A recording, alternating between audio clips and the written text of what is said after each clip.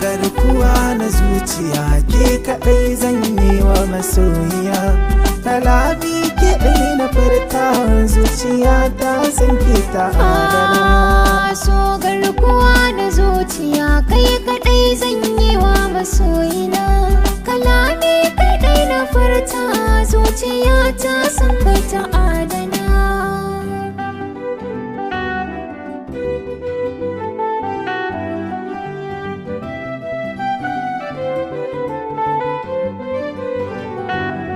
Zuciyata tana bugawa da sauri-sauri kamar larura.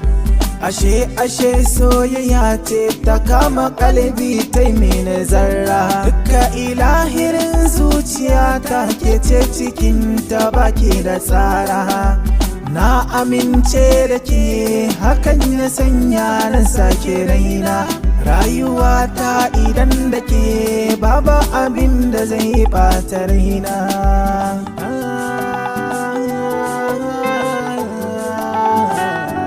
Na adana maka zuciyata domin ka kai ɗai take bugawa. Ƙaunarka ta zama jinin jikina, so ne tsakaninmu ba rabewa.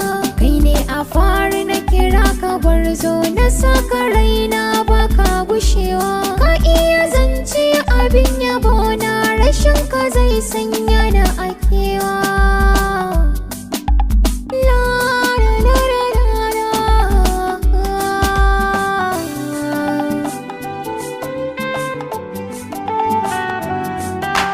Ni dai bani gudu zan zauna a cikin ta soyayya. Haske na zuciyata kai na kira, san ka ban jinya. Na same ki za ya zamto babu yani a rayuwar duniya. Kai ka zama min malami mai koya min so da tarbiyya. Ba ni yarda ki min rata ko yaya a cikin ta soyayya.